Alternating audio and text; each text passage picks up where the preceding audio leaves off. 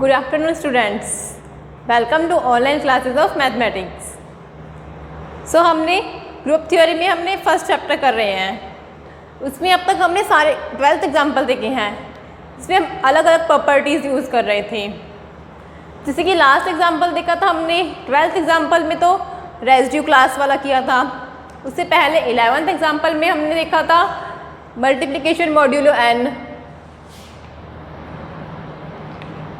1 2 p minus 1 and cross p.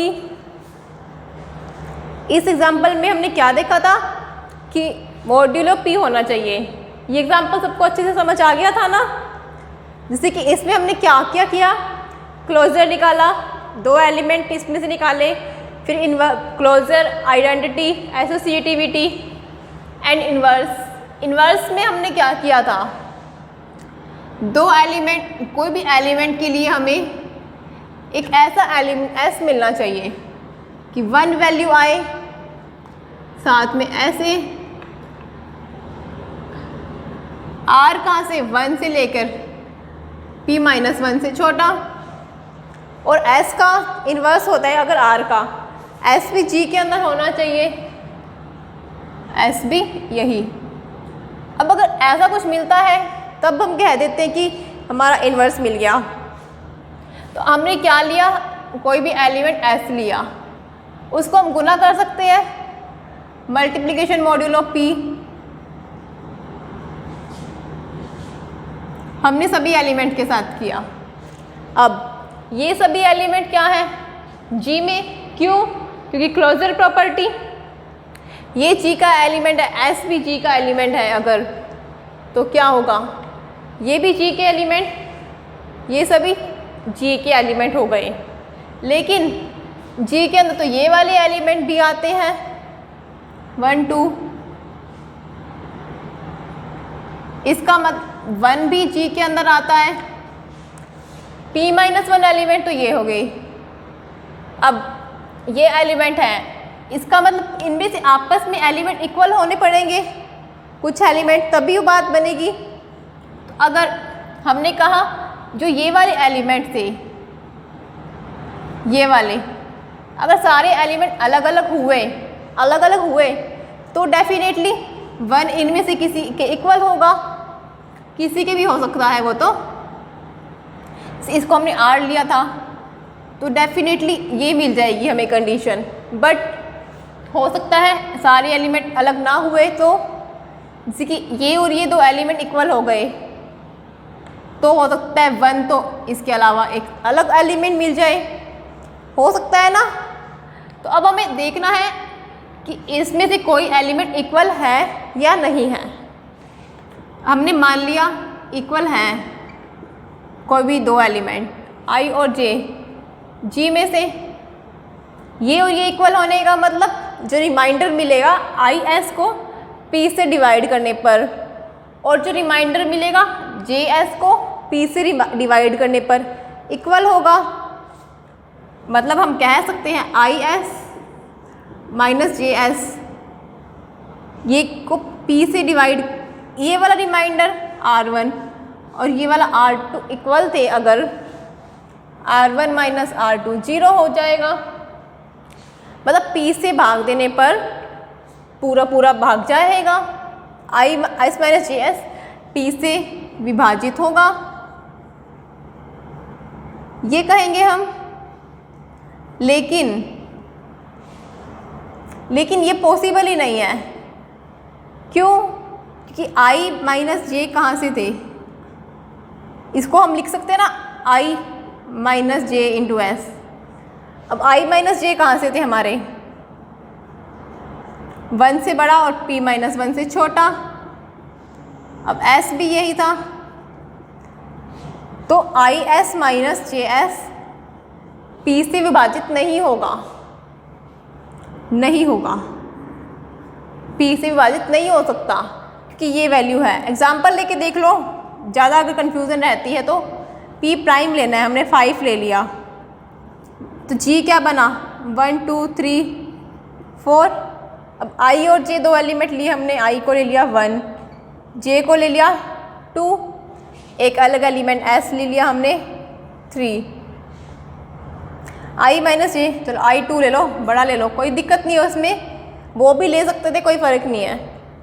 अब i minus जे कितना 2 minus 1 into में 3 कितना आया 1 गुना 3 3 क्या 3 p क्या था हमारा 5, क्या 3 5 से विभाजित है? नहीं है ना, कभी भी नहीं हो सकता। इसका मतलब ये वाली कंडीशन कभी नहीं होगी, कॉन्ट्राडिक्शन आ गई थी यहाँ पर। कॉन्ट्राडिक्शन का मतलब जो अजम्पशन हमने मानी थी इक्वल वो नहीं, i क्रॉस पी एस कभी इक्वल नहीं होंगे। अगर सारे एलिमेंट अलग अलग हैं तो 1 को इनके इक्वल ही होना पड़ेगा। इसका मतलब r क्रॉस पी एस की वैल्यू आ गई हमारी 1, सो हमारा इन्वर्स भी हो गया था इसका।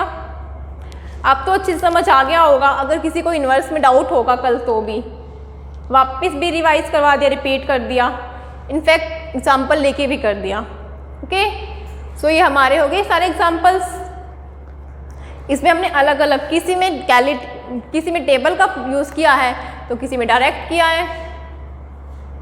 अब हम देखते हैं एक्सरसाइज। जैसे कि एक्सरसाइज का हमें वैसे एग्जाम में हमारे एग्जाम्पल्स तक ही आते हैं मेनली, बट हो सकता है बाई चांस पूछ लें। बट बाई चांस का मतलब ये है एक्सरसाइज हम सारे एग्जाम्पल्स नहीं करेंगे, हम 1-2 मेन करेंगे जहाँ से हमें कुछ सीखने को मिले, नया सीखने को मिले, या हमारा पहले वाला जो हमने करा है वो रिवाइज हो जाए।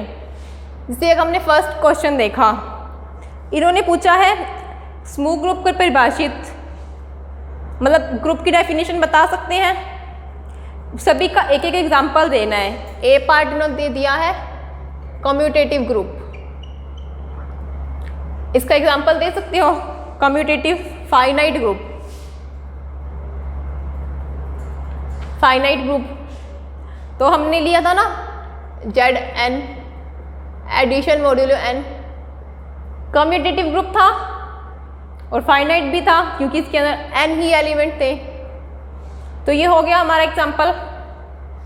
ये हम वही कर रहे हैं, पहले करके आए हैं सारे ये सब कुछ, बट यहाँ हमें करके तो आए, हमें क्या करते हैं पता होता है हमें सब कुछ, बट चीज़ों को आपस में रिलेट करना नहीं आ पाता। ओके, अब हम रिलेट करना सीखते हैं आपस में, तभी हम मैथमेटिक्स को अच्छे से सीख पाएंगे और इन्जॉय कर पाएंगे। सेकंड है a non commutative infinite group. ये इसका एग्जाम्पल, अब हमने एग्जाम्पल किए हैं जितने भी 12th एग्जाम्पल, इसमें अगर 8th एग्जाम्पल देखा जाए क्या था वो ए बी जी हमारा सेट था इस टाइप का, ए बी और बी रियल नंबर में से ए था नॉन जीरो, 2 एलिमेंट किस टाइप से डिफाइंड थे a c b c plus d, ऐसे डिफाइन थे ना हमारे 8th एग्जाम्पल में। इसको हमने प्रूफ किया था ग्रुप हो गया। अब नॉन कम्यूटेटिव मतलब क्रम विनिमेयता प्रॉपर्टी सेटिस्फाई ना करें, हमने प्रूफ किया था तब हमने देखा था ये क्रम विनिमेयता सेटिस्फाई नहीं करता। नॉन कम्यूटेटिव इनफाइनाइट तो है ही, क्यों? क्योंकि ए और बी की वैल्यू तो आर में से आ रही है, रियल नंबर वास्तविक रियल नंबर वो तो इनफाइनाइट ही होते हैं। तो ये हमारा हो गया नॉन कम्यूटेटिव ग्रुप का एग्जाम्पल जो कि इनफाइनाइट होगा। अब सी अगर हम देखें कम्यूटेटिव इनफाइनाइट, इसके तो बताओ, इसके तो बहुत एग्जाम्पल याद होंगे आपको। कम्यूटेटिव इनफाइनाइट से हमने किए थे Z plus R plus Q plus, सभी ग्रुप थे, कम्यूटेटिव भी थे और इनफाइनाइट तो है ही। लिख सकते हैं D है हमारा A finite non commutative, finite होना चाहिए, फाइनाइट नॉन कम्यूटेटिव। ये अभी तक आपने किया नहीं है। जैसे ये Q8 Q8 होता है एक ग्रुप, वो फाइनाइट के साथ साथ नॉन कम्यूटेटिव होता है। इसको हम आगे देखेंगे क्यों होता है और Q8 होता क्या है। ओके, सो 8E है हमारा, a group of order strictly greater than 2। कोई भी ग्रुप है उसका ऑर्डर 2 से बड़ा होना चाहिए, मतलब 2 से ज़्यादा एलिमेंट होने चाहिए उसके अंदर, जिसका प्रत्येक अवयव समय का प्रतिलोम हो। प्रत्येक अवयव समय का प्रतिलोम, या every element is inverse of itself. इसका क्या मतलब हुआ?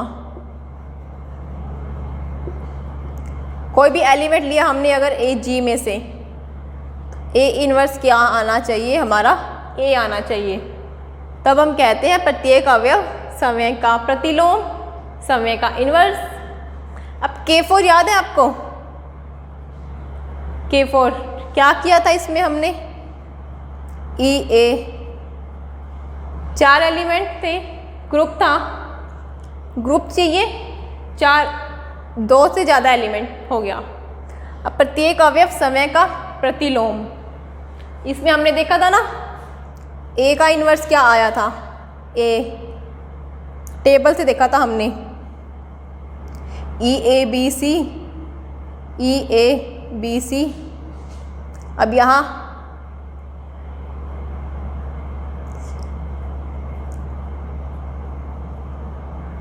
ये आइडेंटिटी ऐसे हो रहा था। अब जहाँ जहाँ आइडेंटिटी आती है हाईलाइट करते हैं उनको। फिर ए के लिए ए का इन्वर्स ए, बी के लिए बी का इन्वर्स बी, सी का इन्वर्स सी का इन्वर्स हो गया सी। मतलब सभी एलिमेंट खुद के इन्वर्स है, और आइडेंटिटी तो खुद का इन्वर्स होता ही है। यहाँ से भी ये हमने देखा था K4, इसका प्रत्येक अवयव समय का प्रतिलोम है। तो ये हमारा हो गया, ये हम एक्सरसाइज का है हमारा ये फर्स्ट क्वेश्चन।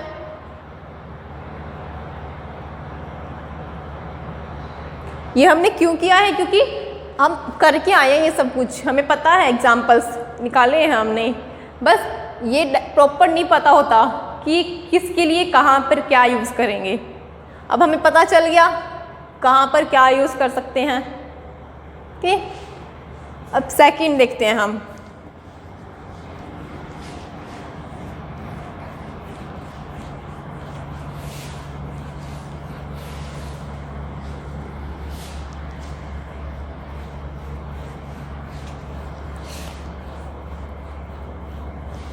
सेकंड क्वेश्चन में क्या पूछा है?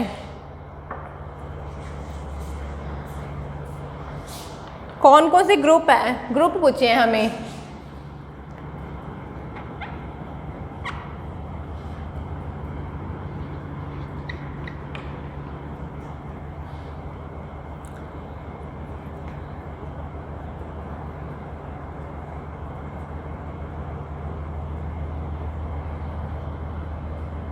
ए बी सी डी, ये E F G H I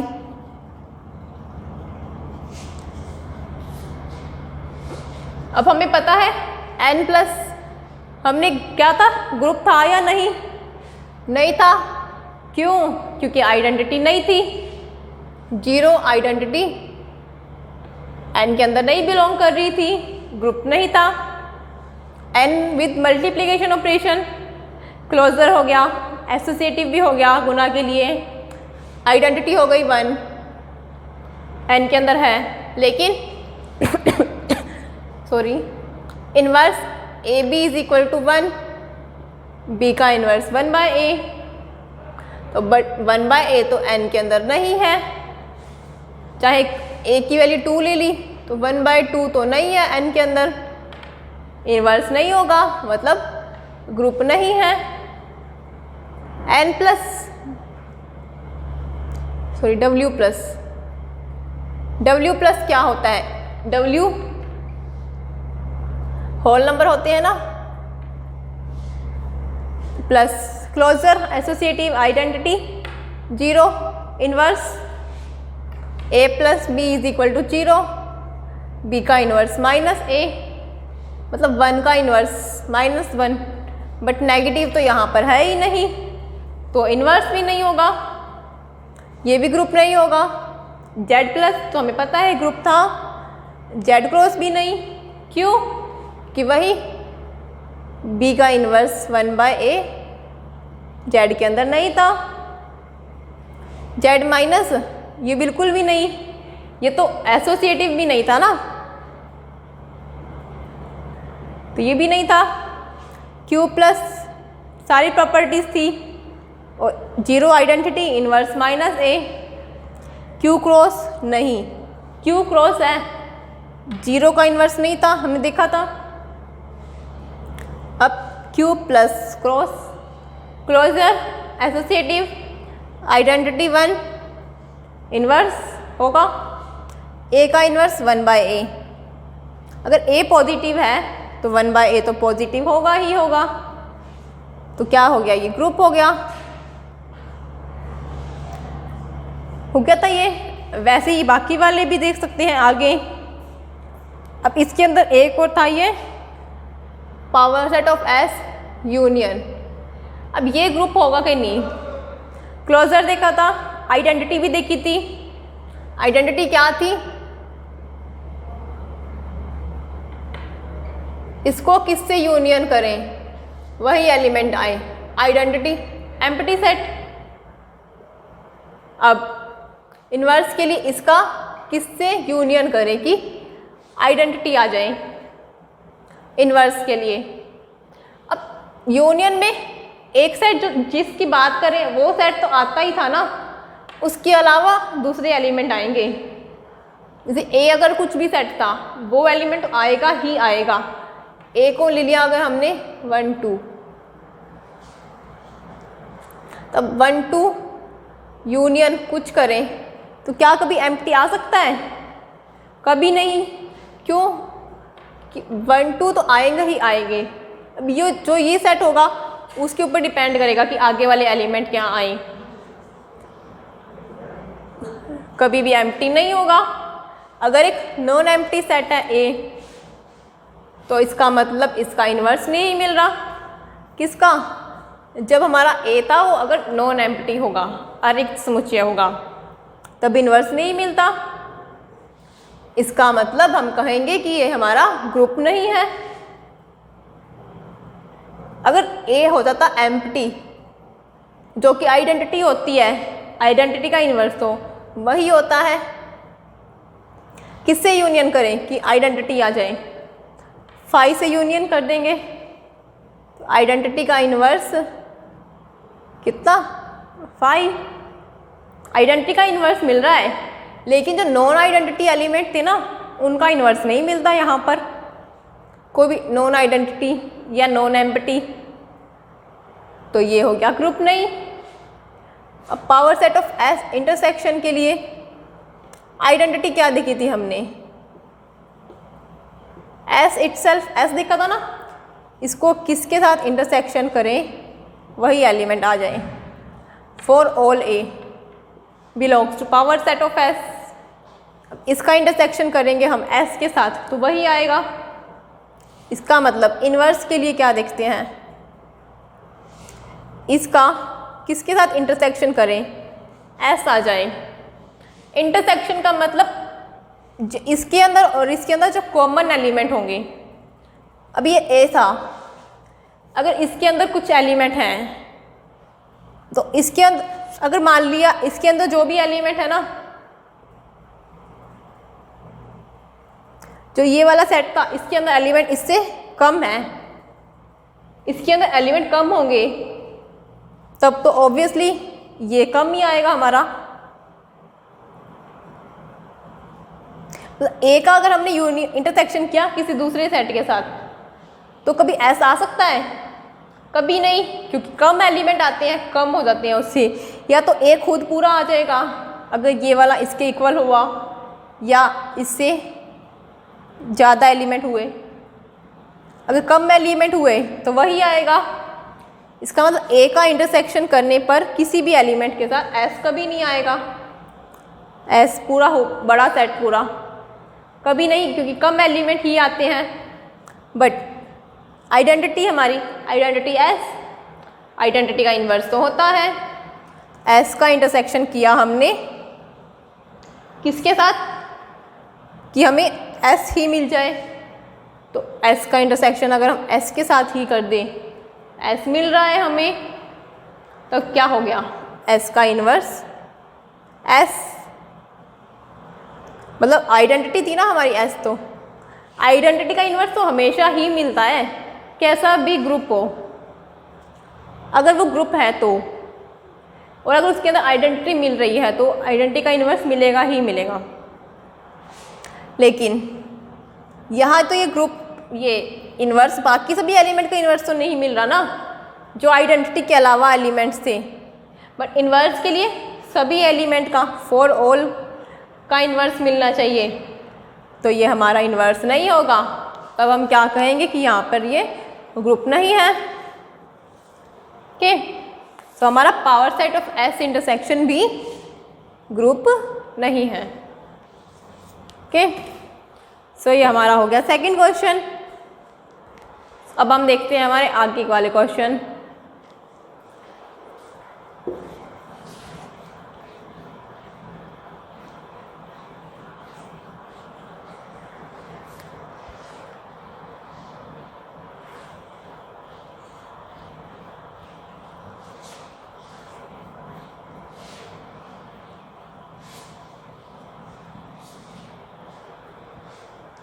अब हम थर्ड क्वेश्चन देख लेते हैं। थर्ड क्वेश्चन हमें दिखाना है कि ये हमारा ग्रुप है या नहीं है।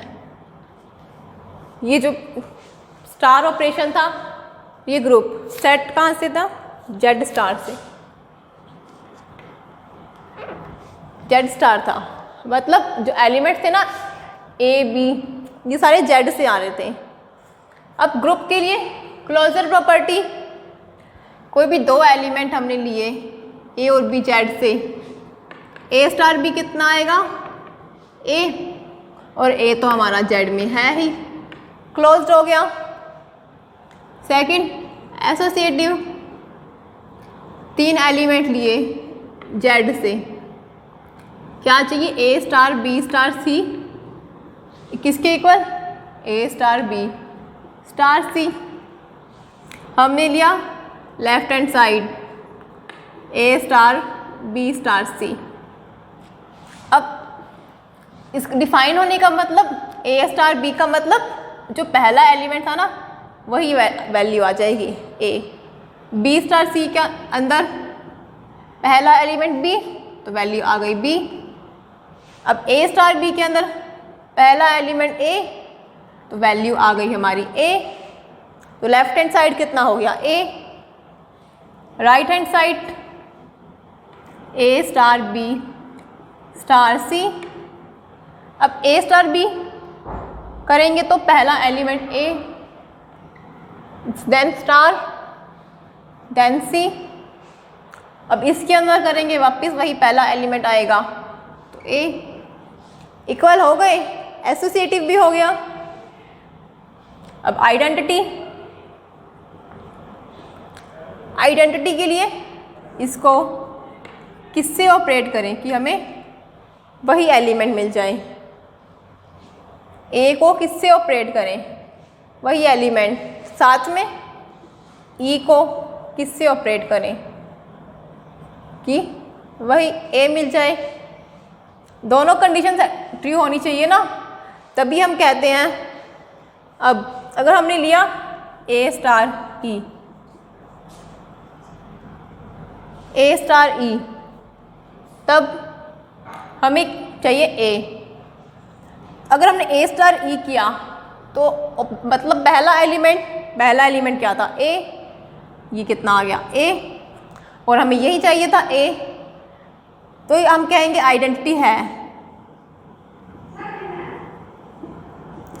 आइडेंटिटी, बट आइडेंटिटी होगी क्या, ई का मतलब कोई भी वैल्यू ले लें, ई की 1 2 3 4 कुछ भी, ये कंडीशन सेटिस्फाई हो रही है, बट आइडेंटिटी नहीं कहेंगे हम इसको। क्यों? कि ये राइट साइड है ना, ये होती है हमारी राइट आइडेंटिटी। और अगर इधर से मिल जाए हमें एक एलिमेंट तो हम कहेंगे लेफ्ट आइडेंटिटी। अगर राइट आइडेंटिटी इक्वल हो जाए लेफ्ट आइडेंटिटी के, तब हम कहते हैं कि आइडेंटिटी एग्जिस्ट है। यहाँ से हम निकालें इसको सॉल्व करके, तो जो ई की वैल्यू आए राइट आइडेंटिटी, इसको सॉल्व करें तो ई की वैल्यू आए लेफ्ट आइडेंटिटी, वो दोनों आपस में इक्वल हो जाएं, तब कहते हैं आइडेंटिटी एग्जिस्ट हो रही है। अब आप कहोगे अभी तक तो हमने ऐसा कुछ किया नहीं है। क्यों नहीं किया? हम इसी को करते थे ना सॉल्व, बट अब करके देखना, इसको सॉल्व करोगे ना तब भी वही वैल्यू आ रही है। प्लस के लिए हमें पता है, इसको ऐसे लिखो ऐसे लिखो एक ही बात है। गुना के लिए भी पता है, ऐसे इनके लिए है तो ये गुना और जोड़ ही ना अल्टीमेटली। तो इसलिए ये लिखो या ये लिखो एक ही बात होती है, तो हमें मिल ही जाता है। बट ये वाला एग्जांपल देखिए, अगर हम इसमें हमें क्या चाहिए, हमने किया ए को ई के साथ ऑपरेट, तो क्या मिला? ए को ई के साथ ऑपरेट करें तो पहला एलिमेंट ए, यही चाहिए था हमें आइडेंटिटी की डेफिनेशन। ई की वैल्यू कुछ भी लिख सकते हैं, कुछ भी, या इंटीजर लिख लो, ई एनी इंटीजर, ठीक है। राइट आइडेंटिटी मिल गई, बट ये कंडीशन भी ट्रू होनी चाहिए, ई स्टार ए करें तो ए मिलना चाहिए। लेकिन अगर ई स्टार ए करने का मतलब पहला एलिमेंट, अब ई स्टार ए करने पर तो हमें ई मिल रहा है, बट ई तो ए के इक्वल नहीं होगा, ई तो नॉट इक्वल टू ए। इसका मतलब ये क्या थी, हमारी लेफ्ट आइडेंटिटी नहीं मिलती, लेफ्ट आइडेंटिटी एग्जिस्ट नहीं कर रही। ई की वैल्यू कुछ भी लें तो कभी नहीं मिल पाएगा हमें आइडेंटिटी। तो ई स्टार ए करने पर हमेशा हमें ई मिलेगा, तो ए के कभी इक्वल नहीं होगा। कब? अगर ए हमारा जो हमने लिया है आइडेंटिटी ना हो जाए। ए अगर हमने लिया है non identity element, non identity element लिया है अगर हमने, तो ई स्टार ए करने पर हमेशा हमें ई ही मिलेगा, ए तो कभी नहीं मिल रहा, तो लेफ्ट आइडेंटिटी एग्जिस्ट नहीं कर रही। इसका मतलब क्या कहेंगे हम? Identity not exist, identity exist नहीं कर रही, इसके लिए आइडेंटिटी नहीं मिल रही। अब वैसे आइडेंटिटी ही नहीं मिल रही तो इन्वर्स की तो बात ही नहीं कर सकते हम डायरेक्ट लिख सकते हैं इन्वर्स नॉट एग्जिस्ट। बट हमें कौन सी आइडेंटिटी मिल रही है? राइट आइडेंटिटी मिल रही है ना, तो क्या हम राइट इन्वर्स देख सकते हैं या लेफ्ट इन्वर्स? कोई एक इन्वर्स मिल सकता है, देख लेते हैं। ए स्टार बी कितना आना चाहिए? ई क्या है? Right identity. अब ए स्टार बी करने पर बी इन्वर्स है, मतलब बी राइट इन्वर्स होता क्योंकि राइट साइड ऑपरेट है। बट ए स्टार बी करने पर कितना आता है? ए की वैल्यू आई आइडेंटिटी के इक्वल, बट हमें बी की तो कोई वैल्यू नहीं मिल पाई ना इसमें। हमें चाहिए क्या थी? बी की वैल्यू। ए की वैल्यू यहाँ से आइडेंटिटी के इक्वल मिल गई, तो हमारा राइट इन्वर्स। और अगर ये देखें बी स्टार ए को लिखे हम ई के इक्वल, ये और ये दोनों कंडीशन होनी चाहिए। अब हमने क्या? बी स्टार ए राइट आइडेंटिटी लिख रहे हैं हम, बी स्टार ए किया तो कितना आया, बी किसके इक्वल आया, आइडेंटिटी के, मतलब हमें इन्वर्स मिल गया, लेफ्ट इन्वर्स। लेफ्ट साइड पे ऑपरेट था, लेफ्ट साइड पे ऑपरेट था तो लेफ्ट इन्वर्स मिल गया, राइट साइड पे ऑपरेट होता तो राइट इन्वर्स मिल जाता। बट एक इन्वर्स से तो काम नहीं चलता ना, लेफ्ट और राइट दोनों इन्वर्स मिलने चाहिए। जैसे राइट और लेफ्ट दोनों आइडेंटिटी मिलनी चाहिए, वैसे ही राइट और लेफ्ट दोनों ही इन्वर्स होनी चाहिए। Right inverse is equal to left inverse होगा, तब हम कहेंगे कि ये इन्वर्स एग्जिस्ट होगा। बट यहाँ तो ऐसा नहीं मिल पा रहा, इसका मतलब हम क्या कहेंगे कि ये इन्वर्स भी नहीं है और आइडेंटिटी भी नहीं है। एक आइडेंटिटी मिलने से नहीं कहेंगे, राइट और लेफ्ट दोनों मिलनी चाहिए। सो ये हमारा ग्रुप नहीं है, कौन सा, इस ऑपरेशन के साथ। ओके,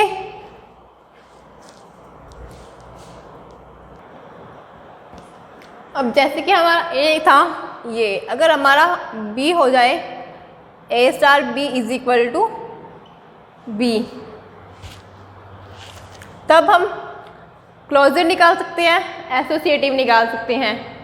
अब आइडेंटिटी के लिए क्या करना होता है, a star e is equal to a, but a star, अब डेफिनेशन क्या है, ऑपरेट करेंगे तो दूसरा एलिमेंट आएगा। इन दोनों को ऑपरेट करने पर ए स्टार ई कितना आ रहा है, दूसरा एलिमेंट ई, बट हमें क्या चाहिए, वो तो ए के इक्वल, तो ये ए के इक्वल नहीं है, मतलब right identity does not exist.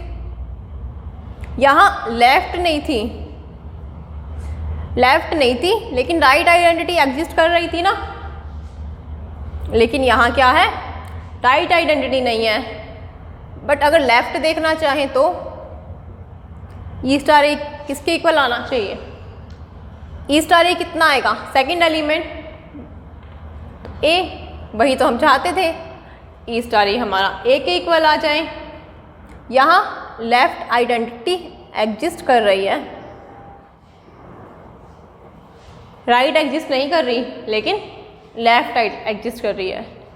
तो कुछ भी हो सकता है, या तो दोनों ही एग्जिस्ट ना करें, या लेफ्ट आइडेंटिटी एग्जिस्ट करे राइट ना करें, या राइट करें और लेफ्ट ना करें, कुछ भी कंडीशन हो सकती है। ओके, तो वैसे ही इसमें इन्वर्स भी निकाल सकते हैं। ये वाला एग्जाम्पल मैंने आपको क्यों बताया, ये एक्सरसाइज का ये वाला क्वेश्चन, बिकॉज हमें यहाँ नई चीज़ सीखने को मिली ना। पहले तक तो हम सोचते कि हम यही कर रहे हैं, इसको कोई यूज़ नहीं है करने का, लिख ही रहे हैं सिर्फ, बट यहाँ पता चल रहा है इसको भी हम साथ के साथ यूज़ कर रहे हैं आइडेंटिटी के लिए। इसके बिना आइडेंटिटी नहीं कह सकते, और ना ही दोनों कंडीशन के बिना इन्वर्स कह सकते हैं। पता चल गया यहाँ से हमें। ओके, सो वैसे ही थर्ड एक्सरसाइज क्या, बाकी एग्जाम जो है ये बाकी पार्ट ट्राई कर सकते हो, बाकी तो सिंपल ही है, क्लोजर, एसोसिएटिव, आइडेंटिटी, इन्वर्स, उस पर कोई इशू नहीं है। अगर आप ट्राई करना चाहो तो कर सकते हो। मेरे को बस ये यहाँ पे ये बताना था कि राइट और लेफ्ट के लिए भी हो सकता है। ठीक, अगर हम ई पार्ट देखना चाहें, यहाँ ए स्टार बी क्या है, mod of a plus b. Closure के लिए ए प्लस बी, अगर ए और बी इंटीजर हैं तो a plus b, mod of a plus b भी इंटीजर होगा, क्लोज्ड हो गया। एसोसिएटिव के लिए a star b star c, मतलब किसके इक्वल आना चाहिए, a star b star c. यहाँ हमने एसोसिएटिव देखा, हो गई थी प्रूफ। यहाँ देखते हैं क्या चाहिए हमें, बी प्लस सी का मोड, उसके बाद इसके साथ मोड, पहले बी स्टार सी, बी प्लस सी का मोड, फिर इस ए के साथ ए प्लस इसका मोड। अब ये निकालना इसका, इसके लिए ए प्लस बी का मोड किसके इक्वल, पहले इसका मोड, इसको दोनों को सम कर दिया फिर मोड कर दिया, पहले दोनों को सम फिर मोड।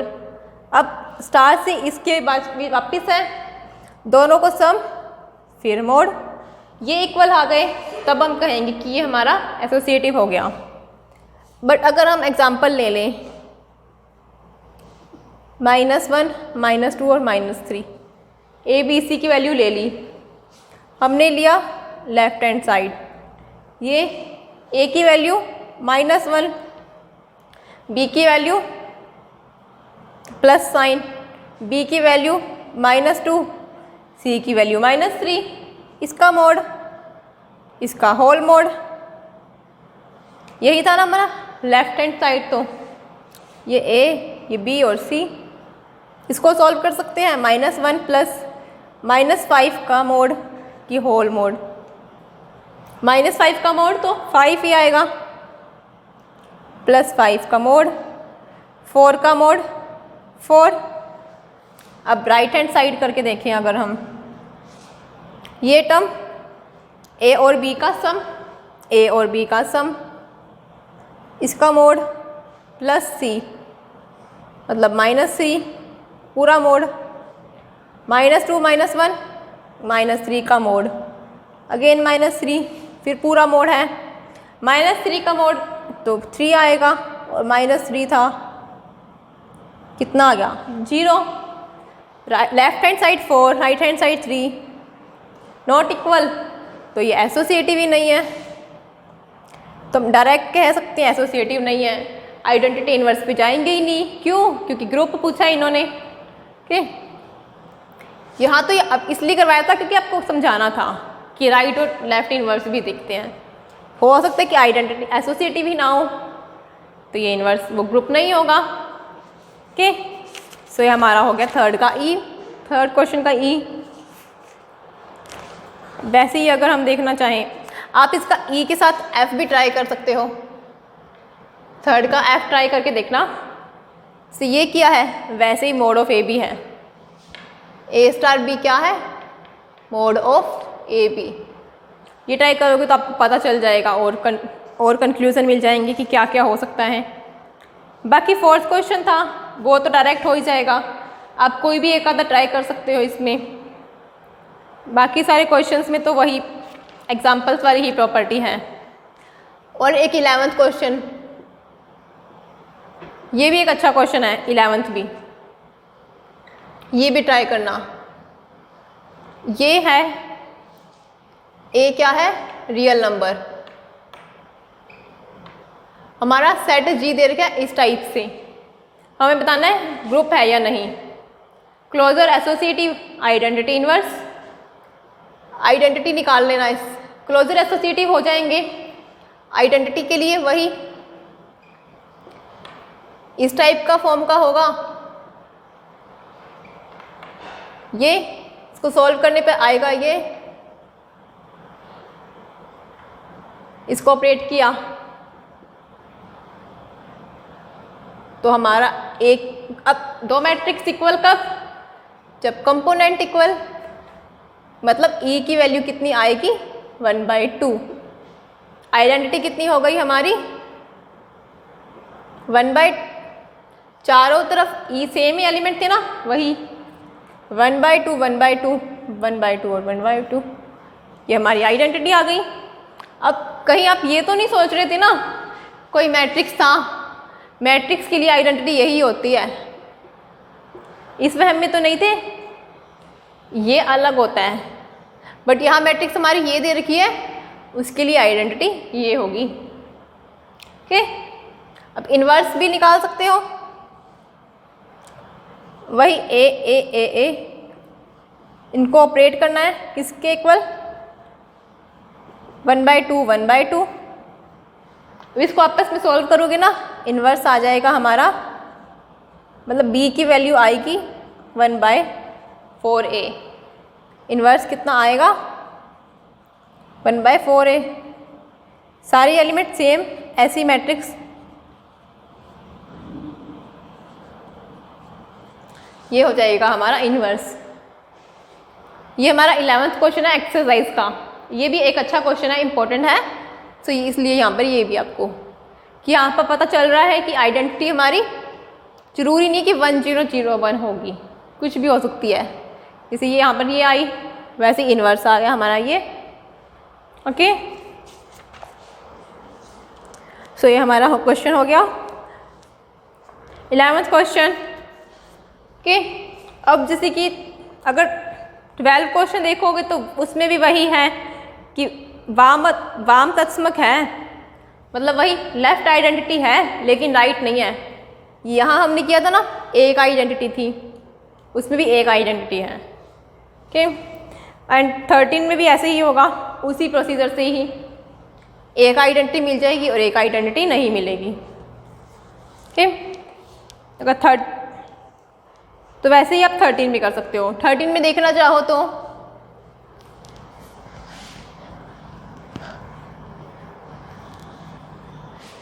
क्वेश्चन था हमारा A स्टार B किसके इक्वल, mod of A B for all A belongs to R not. Associative कर लोगे आप, कर लेना। एसोसिएटिव क्लोजर एसोसिएटिव आइडेंटिटी देख लेते हैं हम। इसको ऑपरेट करना है, A आना चाहिए। अब इस ऑपरेशन का मतलब पहले एलिमेंट का मोड, फिर दूसरा एलिमेंट। अगर ये है, इसको हम क्या लिख सकते हैं, क्या ये A के इक्वल आएगा? मोड ऑफ A E क्या A के इक्वल आएगा? नहीं, क्यों? क्योंकि अगर हमने, ठीक है, अगर हमने लिया A को -1, E आइडेंटिटी था तो इसको ठीक है हम ये लिख सकते हैं, इस टर्म को ये लिख सकते हैं, बट ये A के इक्वल तो नहीं होगा ना। क्यों? क्योंकि अगर मैंने -1 लिया, -1 का मोड तो 1 होता है, अब 1 तो -1 के इक्वल नहीं था। मोड ऑफ A किया, आइडेंटिटी था तो ये हो गया। अगर आइडेंटिटी होती तो मतलब कंडीशन तो यही होती है, ये A के इक्वल तो नहीं आएगा क्योंकि नेगेटिव एलिमेंट के लिए तो ये नहीं मिलेगा।